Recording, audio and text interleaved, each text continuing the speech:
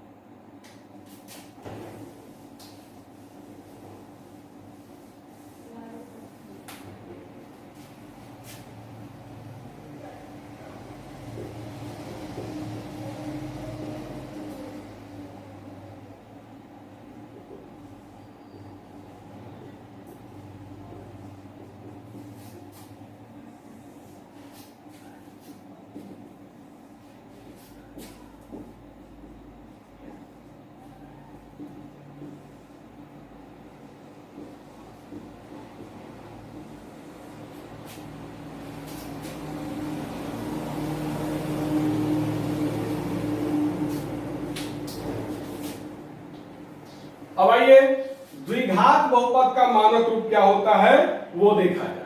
तो मानक रूप के बारे में तो मैंने आपको काफी अच्छी तरीके से समझाया था, रैखिक बहुपद का मानक रूप। मानक रूप मतलब अंग्रेजी में जिसको हम लोग स्ट्रक्चर बोलते हैं, मैथमेटिक्स में उसी को मानक रूप बोलते हैं। तो द्विघात बहुपद का मानक रूप हम लोग देखेंगे, द्विघात बहुपद। अब इसका मानक रूप हम लोग देखेंगे, तो इसका मानक रूप होता है बाबू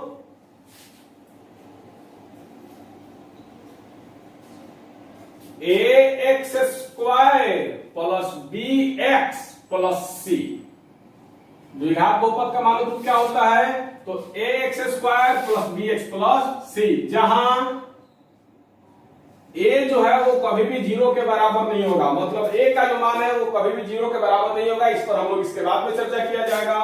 अब देखिएगा यहां a क्या है तो x² का गुणांक, मतलब x² के साथ गुना में जो अंक या संख्या रहता है वो, इस पर गुणांक पर बहुत चर्चा हो चुका है। अगर आप डेली क्लास कर रहे हो तो मैं गारंटी दे रहा हूं कि आपको क्लास बाउंस नहीं जाएगा।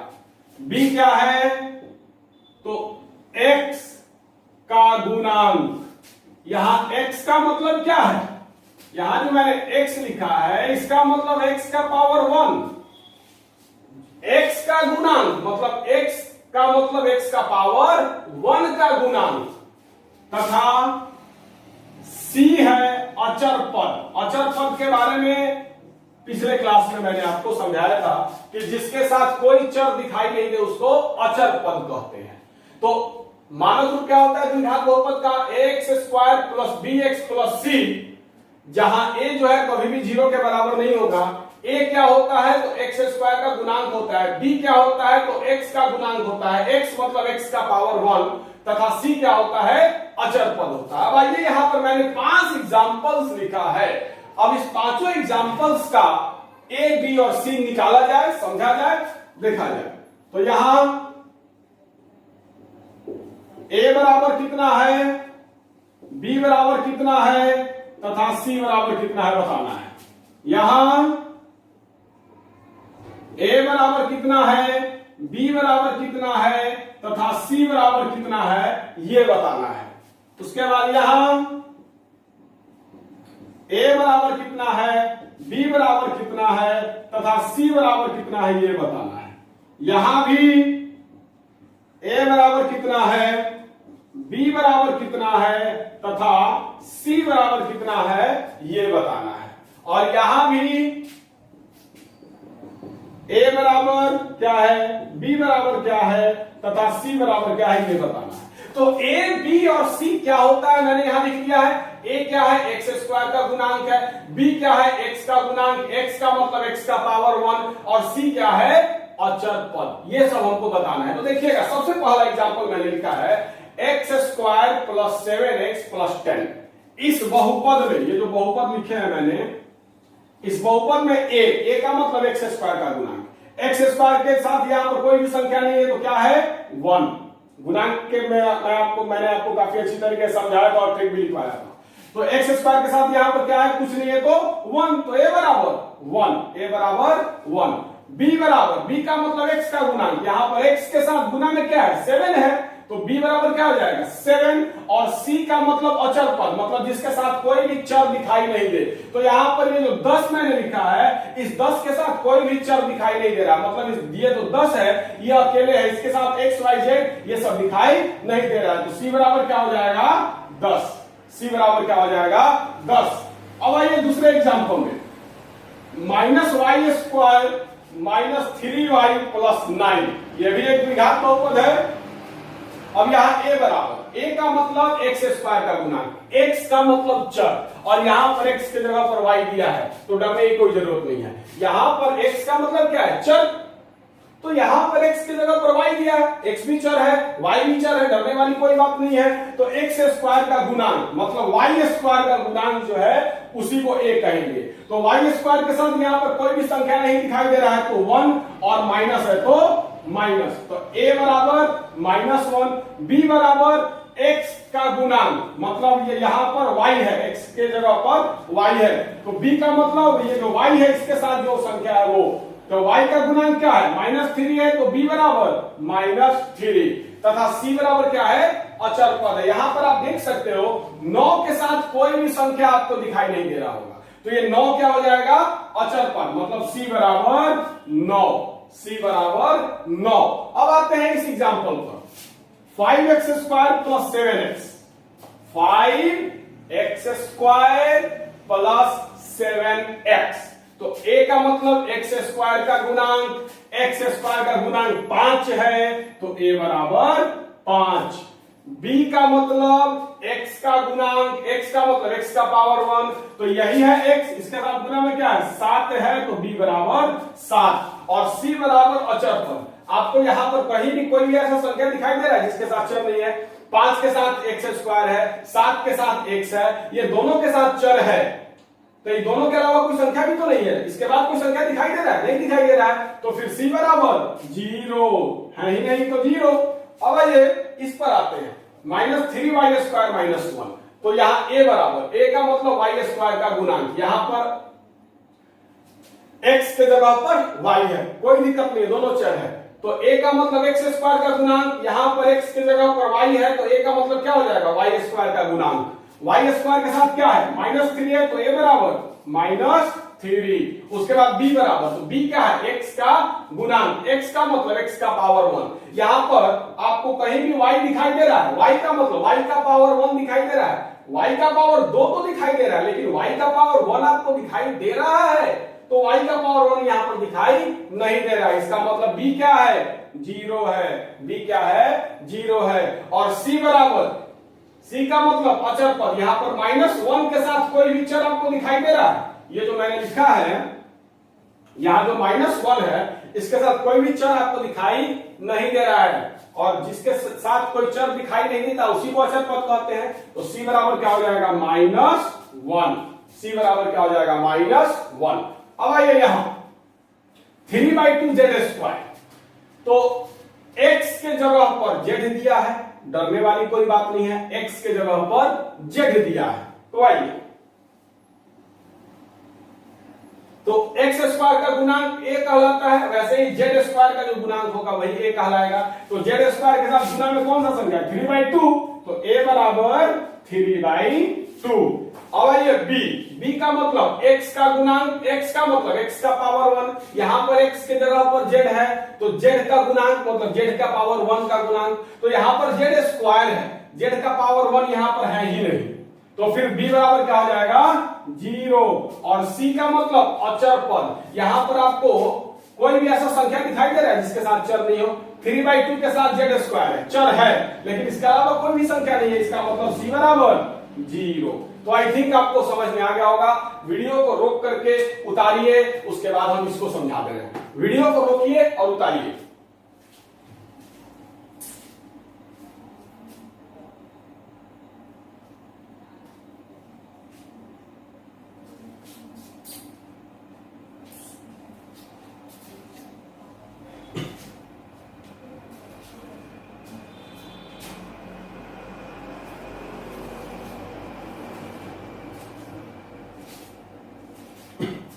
अब समझिएगा,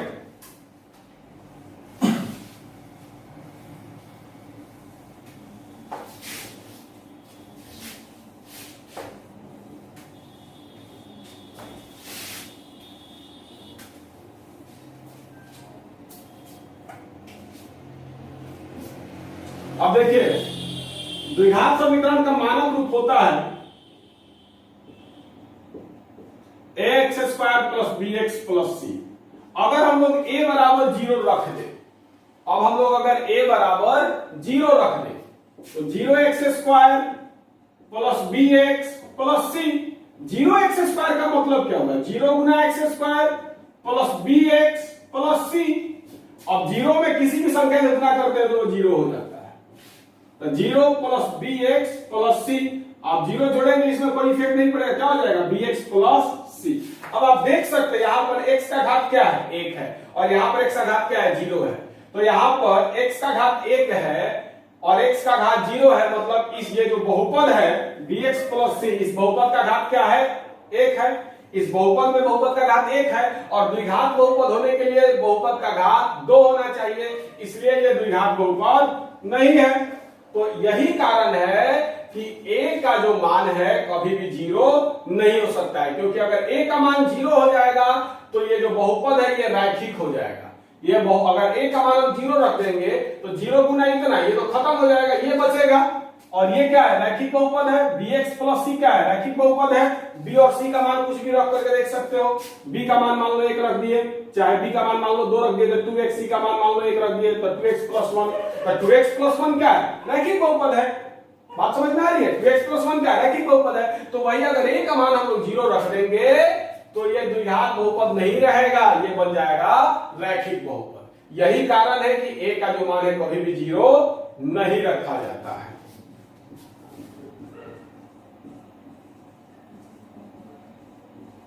तो चलिए वीडियो को रोक करके इस कारण को उतारिए। अब हम लोग आगे बढ़ेंगे त्रिघात बहुपद की तरफ। वीडियो को रोक करके इसको उतारिए।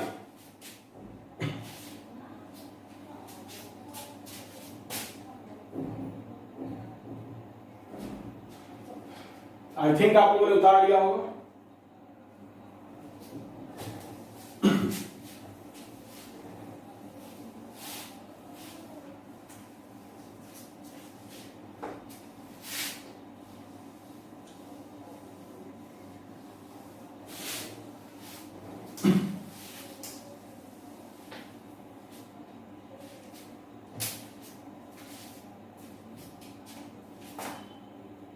अब आते हैं तीसरा जो प्रकार है त्रिघात बहुपद। तो नाम से ही आपको स्पष्ट हो रहा होगा, त्रिघात मतलब त्रि जोड़ घात। त्रि का मतलब होता है तीन, त्रि का मतलब क्या होता है तीन, और घात का मतलब यहां पर क्या है बहुपद का घात, मतलब चर का घात जो है वो सबसे बड़ा चर का घात को ही बहुपद का घात कहते हैं। तो आपने देख लिया त्रिघात बहुपद, त्रि का मतलब तीन, घात का मतलब बहुपद का घात। तो वैसा बहुपद जिसमें बहुपद का घात तीन हो त्रिघात बहुपद कहलाता है। लिखिएगा परिभाषा, वैसा बहुपद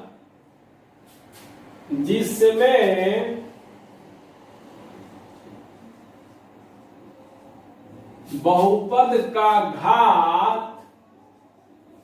तीन हो त्रिघात बहुपद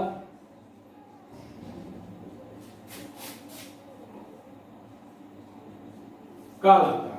वैसा बहुपद जिसमें बहुपद का घात तीन हो क्या कहलाता है त्रिघात बहुपद कहलाता है। जैसे मान लो मैं लिख दे रहा हूं x cube plus 7x square minus 3x minus 4। यहां पर मैंने एक बहुपद लिखा है, इस बहुपद में चर क्या है तो x है, इस बहुपद में चर क्या है x है। यहां पर x का घात 3 है, यहां पर x का घात 2 है, यहां पर x का घात 1 है और यहां पर x का घात 0 है। अब 0, 1, 2 और 3 सब में सबसे बड़ा कौन है 3 है, मतलब इस बहुपद का घात कितना है 3 है। तो वैसा बहुपद जिसमें बहुपद का घात 3 हो क्या कहलाता है त्रिघात बहुपद कहलाता है। तो ये भी क्या है त्रिघात बहुपद ही है। क्या है त्रिघात बहुपद ही है। अब आइए आगे बढ़ते हैं।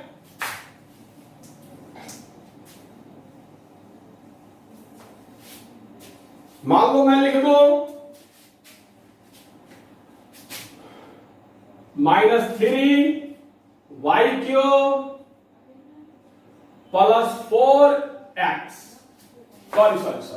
Plus 4y।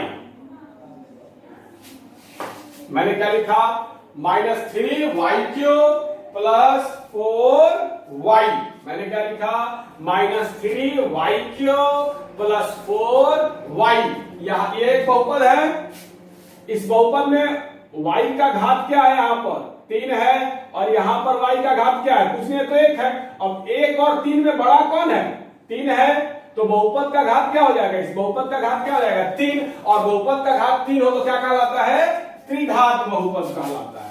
तो ये भी क्या है एक प्रकार का त्रिघात बहुपद है। अब आइए अब अगर मैं लिख दूं मान लो -ZQ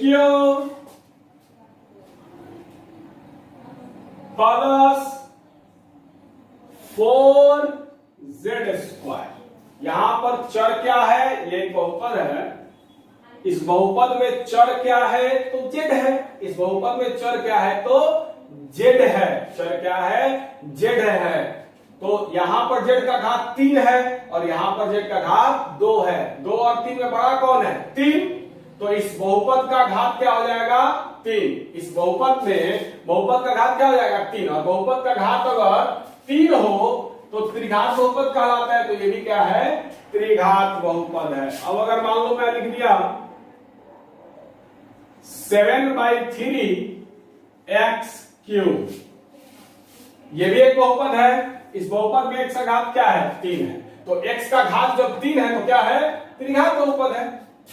तो ये है आपको त्रिघात बहुपद का परिभाषा और उदाहरण। आप वीडियो को रोको और रोक करके इसको उतारो। अब हम लोग इसके मानक रूप पर चलेंगे।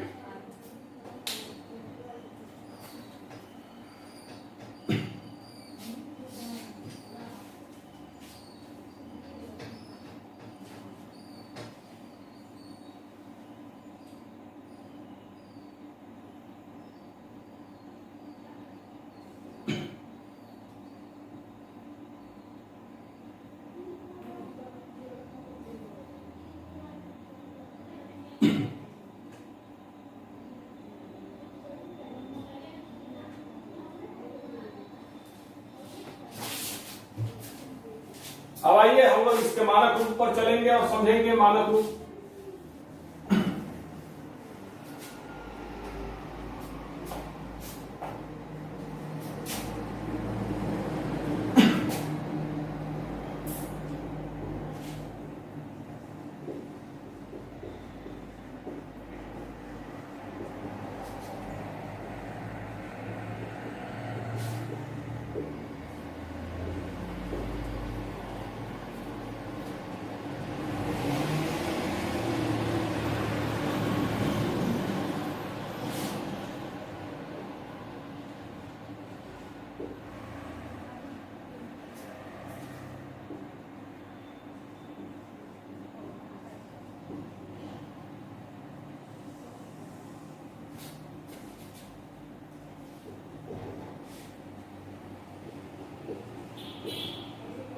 जो जो एग्जाम्पल मैंने अभी दिया था उस सारे एग्जाम्पल्स को मैं यहां पर लिख दे रहा हूं और मानक रूप समझाने के बाद इस पर हम लोग चर्चा करेंगे।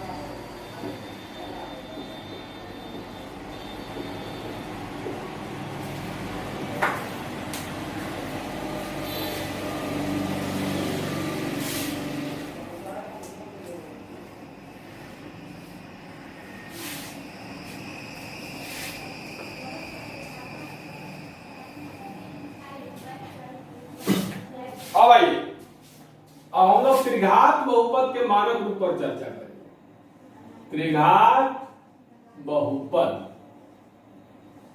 इसका मानक रूप होता है बाबू क्या? तो a x cube plus b x square plus c x plus d,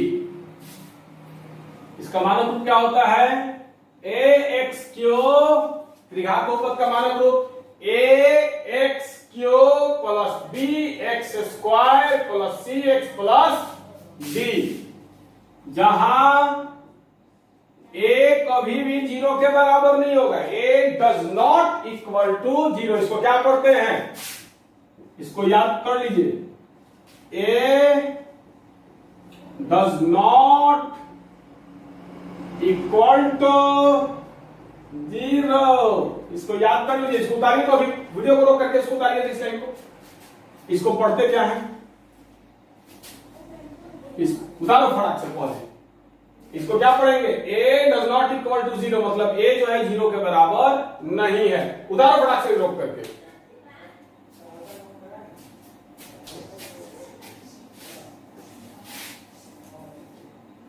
अब देखिए यहां ए बराबर क्या है? तो ए बराबर है एक्स क्यू का गुणांक, एक्स के पावर 3 का गुणांक। बी बराबर क्या है? तो एक्स स्क्वायर का गुणांक। सी बराबर क्या है? तो एक्स, मतलब एक्स के पावर 1 का गुणांक, तथा डी बराबर क्या है, तो अचर पद, अचर पद। तो चलिए ध्यान से समझिएगा इन सारे चीजों को। तो देखिएगा ये एग्जाम्पल लिखा हुआ है x cube plus 7x square minus 3x minus 4। ये क्या है, त्रिघात बहुपद है। त्रिघात बहुपद का मानक रूप होता है ax cube plus bx square plus cx plus d, जहां a जो है कभी भी 0 के बराबर नहीं होगा। और a का मतलब x के पावर 3 का गुणांक है, b का मतलब x स्क्वायर का गुणांक है, c का मतलब x का गुणांक, x मतलब x के पावर 1 का गुणांक, और d क्या है, अचर पद है। तो इस त्रिघात बहुपद में हमको देख करके बताना है कि a क्या है, b का मान क्या है, c का मान क्या है, d का मान क्या है। तो a का मतलब आप देख सकते हैं x के पावर 3 का गुणांक, x के पावर 3 के साथ यहां पर गुणांक कौन है, x के पावर 3 का गुणांक कौन है, कोई भी संख्या नहीं दिखाई दे रहा है, नहीं दिखाई दे रहा है, तो 1। तो a इज इक्वल टू क्या हो जाएगा, 1। a इज इक्वल टू क्या हो जाएगा, 1। वैसे ही b क्या है, x स्क्वायर का गुणांक, तो x स्क्वायर का गुणांक क्या है, 7 है, तो b is equal to 7। c is equal to क्या है, x का गुणांक मतलब x के पावर 1 का गुणांक, तो x के पावर 1 का गुणांक क्या है, -3, तो c बराबर -3। तथा d बराबर क्या है, अचर पद जिसके साथ कोई भी चर दिखाई नहीं दे रहा हो। तो यहां पर -4 के साथ कोई भी xyz मतलब कोई भी चर दिखाई नहीं दे रहा है, तो -4 क्या हो जाएगा, अचर पद मतलब d। अब वैसे ही यहां देखा जाए तो a का मतलब x के पावर 3 का गुणांक, तो यहां पर x की जगह पर y है, तो y के पावर 3 का गुणांक क्या है, -3, तो a बराबर क्या हो गया, -3। b बराबर, b का मतलब क्या है, x स्क्वायर का गुणांक, यहां पर x के जगह पर y है, यहां पर आपको कहीं भी y स्क्वायर दिखाई दे रहा है, देखो ध्यान से, y स्क्वायर दिखाई नहीं दे रहा है, तो उसका गुणांक क्या हो जाएगा, 0, मतलब b बराबर 0। अब आइए c का मतलब x का गुणांक, मतलब x के पावर 1 का गुणांक, यहां पर x के जगह पर y है, तो y के पावर 1 का गुणांक, y का पावर 1 यही ना है, y का पावर 1 का मतलब y, तो यहां y का गुणांक क्या है, 4 है, तो c बराबर 4 और d बराबर अचर पद। यहां पर आपको कोई भी संख्या दिखाई दे रहा है जिसके साथ चर नहीं हो, -3 के साथ y क्यू है, 4 के साथ y है, मतलब दोनों के साथ चर है, मतलब कोई भी ऐसा संख्या यहां पर नहीं दिखाई दे रहा है जिसके साथ चर नहीं है, तो d बराबर क्या हो जाएगा, 0 है ही नहीं, तो 0। अब आइए यहां पर x की जगह पर z दिया है, x के जगह पर z दिया है, तो a बराबर x क्यू का गुणांक, x के जगह पर z दिया है तो z क्यू का गुणांक, तो z क्यू का गुणांक यहां पर कुछ नहीं है तो 1, और माइनस का चिन्ह है तो माइनस, मतलब a बराबर -1, a बराबर -1। अब आइए b बराबर, तो b का मतलब क्या होता है, x स्क्वायर का गुणांक, यहां पर x के जगह पर z दिया हुआ है, मतलब z स्क्वायर का गुणांक ही क्या होगा, b होगा, तो z स्क्वायर का गुणांक क्या है, 4, तो b बराबर 4।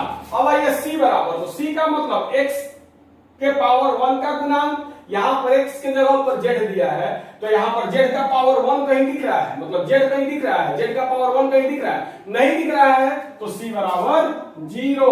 तथा d बराबर अचर पद, यहां पर कोई भी ऐसा संख्या नहीं है जिसके साथ चर नहीं है, यहां भी चर है, यहां भी चर है, इसके बाद कोई संख्या नहीं है जिसके साथ चर नहीं है, तो चर नहीं है माने अचर पद दिखाई नहीं दे रहा है, तो d बराबर 0, मतलब अचर पद क्या हो जाएगा, 0, क्योंकि दिखाई नहीं दे रहा है। अब आइए यहां a का मतलब x के पावर 3 का गुणांक, तो x के पावर 3 का गुणांक क्या है, 7/3, यही ना x के पावर 3 का गुणांक, तो a बराबर 7/3। b बराबर x स्क्वायर का गुणांक, यहां पर x स्क्वायर है ही नहीं, तो b बराबर 0। c बराबर x का गुणांक, मतलब x के पावर 1 का गुणांक, यहां पर x का पावर 1 है ही नहीं, तो c बराबर 0, और d बराबर अचर पद, d बराबर अचर पद, तो यहां पर अचर पद कुछ दिखाई नहीं दे रहा है, तो d बराबर 0। तो आई थिंक आपको समझ में आ गया होगा, तो यार बहुपद का मानक रूप, तो इसको पहले फटाक से उतारिए, उसके बाद हम समझाएंगे कि a 0 के बराबर क्यों नहीं होगा। वीडियो को रोक करके उतारो।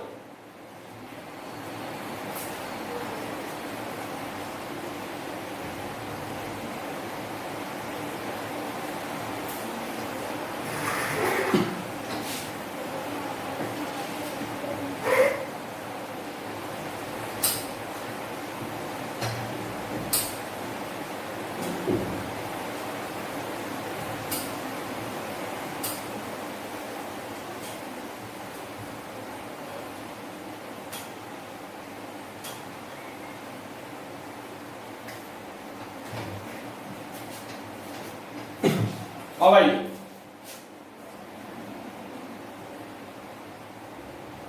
अब हम लोग समझेंगे कि आखिरकार जीरो काहे नहीं होगा। तो जो समझदार बच्चे होंगे वो समझ चुके होंगे कि जीरो काहे नहीं होगा, जो लेढ़ा होंगे उसके लिए समझा दे रहे हैं। और लगभग लगभग सभी लेढ़े के कैटेगरी में है सब, तो सबको पढ़ाई से थोड़े करो मतलब होता है। ठीक है, मांग कर रहे हैं तो सब चुप हो गया, कोनो कुछ बोल ही नहीं रहा। मात्र एक दो बच्चा बात किया हमसे कि हाँ सर दे देंगे, लेकिन बाकी शांत है सब। एक बच्चा जमा भी कर दिया। तो देखिएगा त्रिघात बहुपद का मानक क्या होता है? X cube plus b x square plus c x plus d. अगर हम लोग ए बराबर 0 रख दे, ए बराबर 0 रख दे तो क्या हो जाएगा? 0x का power 3 plus b x square plus c x plus d. अब 0x क्यूब का मतलब 0 गुना एक्स क्यूब, 0 गुना एक्स का power 3 plus b x square plus c x plus d. आई 0 से किसी भी संख्या में गुना करने पर 0 हो जाता है। 0 गुना x cube 0 plus b x square plus c x plus d. अब 0 में किसी भी चीज को जोड़ोगे कोई फर्क नहीं पड़ता, मतलब B x square plus c x plus D. यहां पर x का उच्चतम घात 2 है, तो ये त्रिघात बहुपद कहां से हो जाएगा? यहां पर x का घात 2 है, x का घात 1 है, x का घात 0 है, मतलब बहुपद का घात 2 है। और त्रिघात बहुपद होने के लिए बहुपद का घात 3 होना चाहिए। यही कारण है कि a का मान कभी भी 0 नहीं होता, ये त्रिघात बहुपद नहीं है। मान लो a b c का मान हम लोग कुछ रख दें, मान लो b का मान हम 2 रख दे रहे हैं, c का मान हम लोग 3 रख दे रहे हैं, d का मान मान लो 4 रख दे रहे हैं। तो यहाँ पर 2x square plus 3x plus 4 ये क्या है? द्विघात बहुपद है। ये क्या है? द्विघात बहुपद है। और हम लोग किसका मानक रूप पढ़ रहे थे? त्रिघात बहुपद का मानक रूप पढ़ रहे थे। और त्रिघात बहुपद में a बराबर 0 रखे, तो जब हम त्रिघात बहुपद में a का मान 0 रख दिए तो हम लोग को द्विघात बहुपद आ गया, तो फिर त्रिघात बहुपद नहीं होगा। यही कारण है कि a कभी भी 0 के बराबर नहीं होता है। वीडियो को रोक करके उतारिए, वीडियो को रोक करके उतारो जल्दी।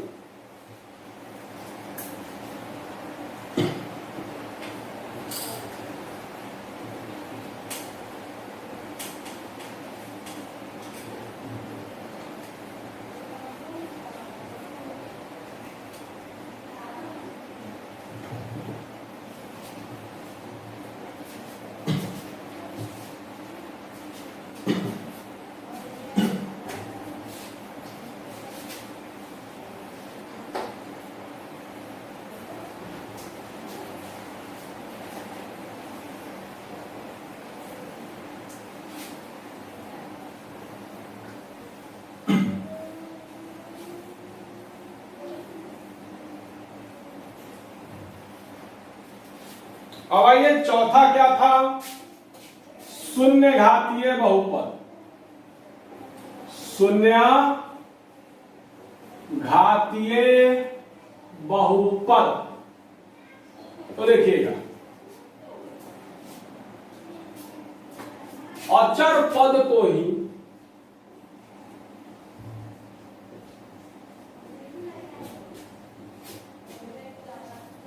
शून्य घातीय बहुपद कहते हैं।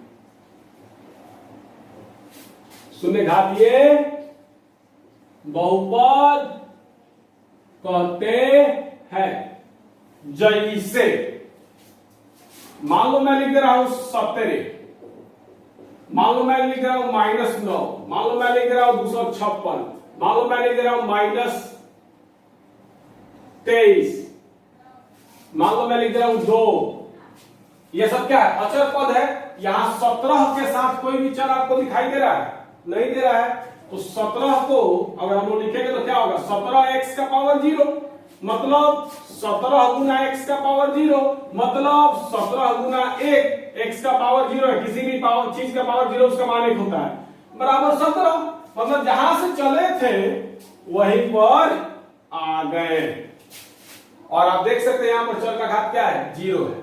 तो जिसके साथ कोई भी चर दिखाई नहीं देता है, मतलब जिसके साथ x y z नहीं रहता है, उसी को अचर पद कहते हैं। तो अचर पद को ही शून्य घातीय बहुपद कहते हैं। जैसे 17 क्या है? अचर पद है, कोई भी चर दिखाई नहीं दे रहा है, तो ये क्या है?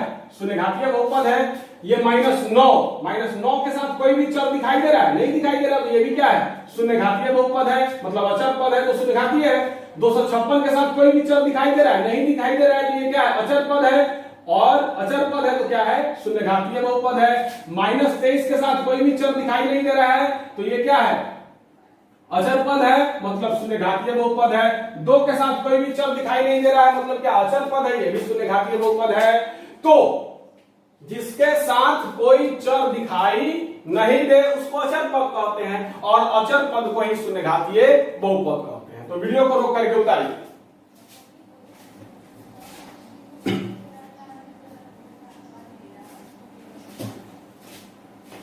तो चलिए आज का क्लास यहीं पर रोकते हैं।